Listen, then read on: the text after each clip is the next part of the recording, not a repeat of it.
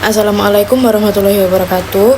Perkenalkan, nama saya Nazilatun Nafisa dengan NIM 2412222113. Di sini saya akan mempresentasikan hasil kerja UTS saya, yaitu mengenai e-bisnis. Soal yang pertama yaitu jelaskan perbedaan antara pendekatan preskriptif dengan pendekatan emergen dalam strategi e-bisnis.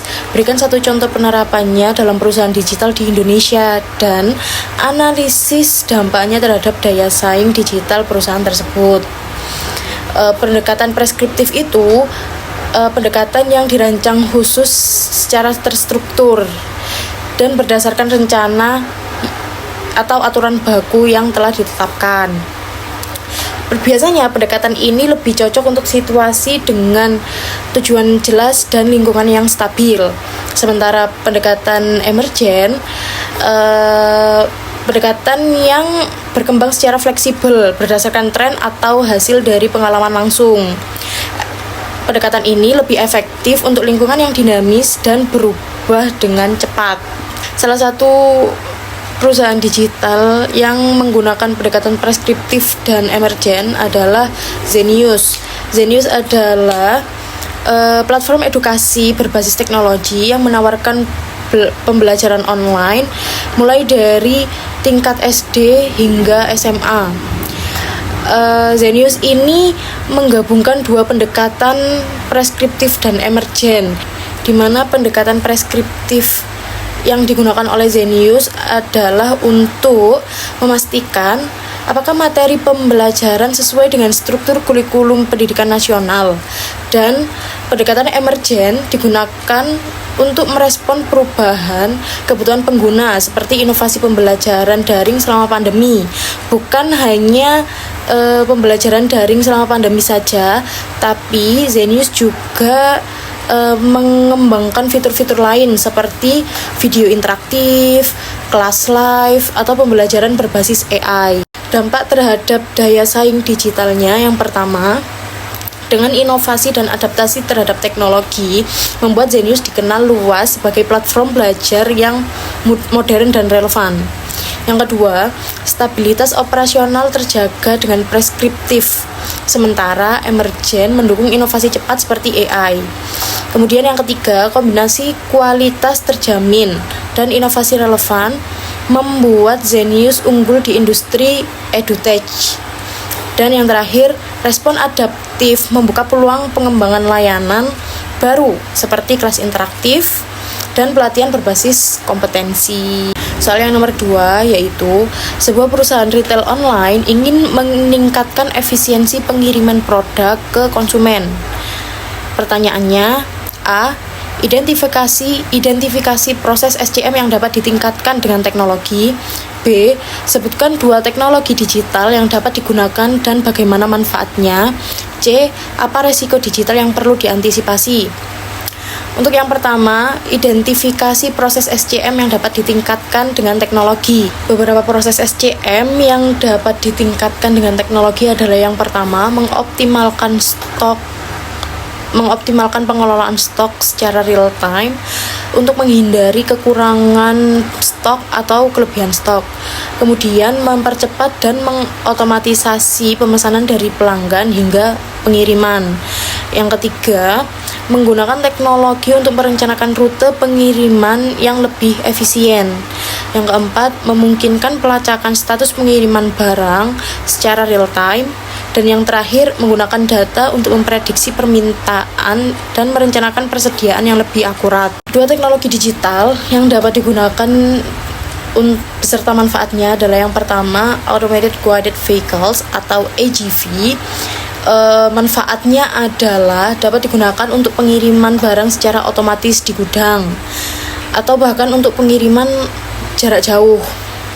Kemudian dapat mengurangi waktu pengiriman dan biaya operasional dengan otomatisasi pengiriman fisik. Yang kedua adalah blockchain. Blockchain dapat digunakan untuk meningkatkan transparansi dan keamanan dalam proses pengiriman. Setiap transaksi atau pergerakan barang dapat tercatat secara permanen dan tidak dapat diubah. Kemudian memastikan keakuratan dan keamanan data dalam rantai pasokan. Itu manfaatnya. Resiko digital yang perlu diantisipasi adalah yang pertama, resiko kebocoran data pelanggan atau pencurian data pelanggan. Kemudian yang kedua, potensi serangan cyber. Yang ketiga, gangguan pada sistem yang dapat menghambat operasi pengiriman.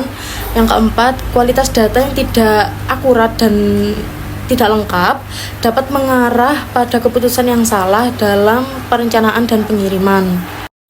Soal yang ketiga yaitu sebuah institusi pendidikan ingin menggunakan e-procurement untuk belanja operasional bulanan. Pertanyaannya, A. Tentukan jenis e-procurement yang sesuai. B. Buat langkah awal implementasi. C. Jelaskan 2 tantangan dan strategi mengatasinya.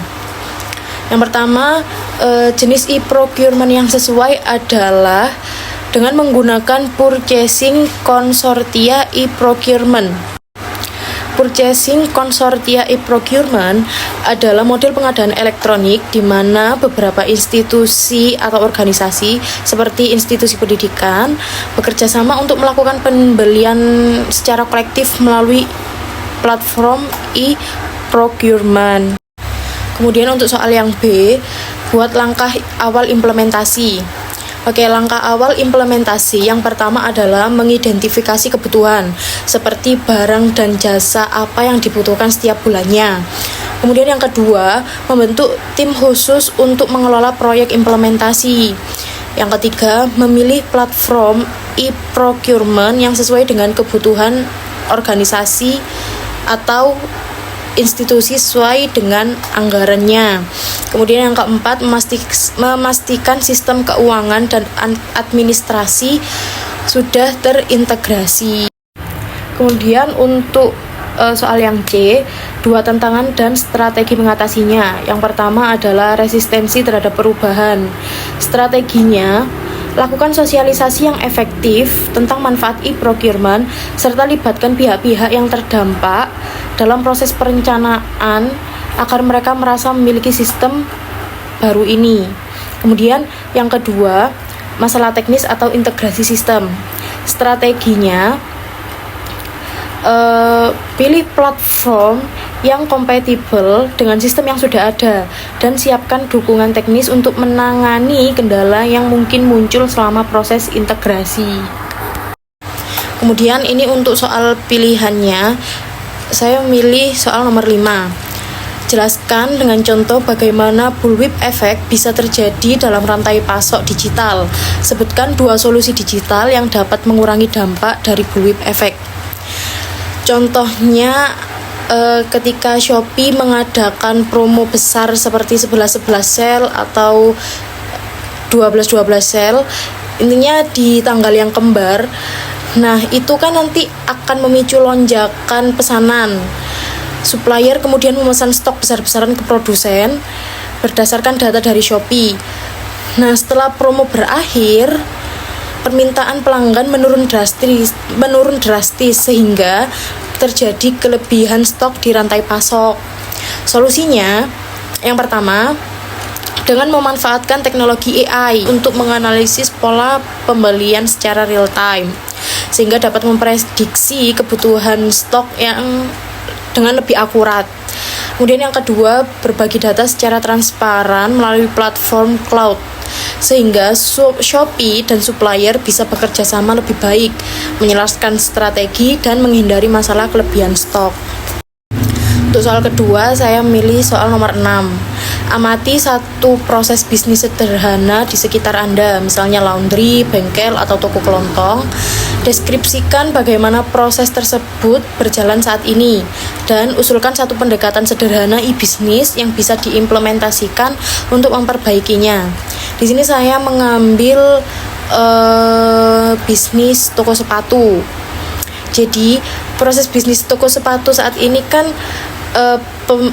penjual menjual langsung kepada pelanggan.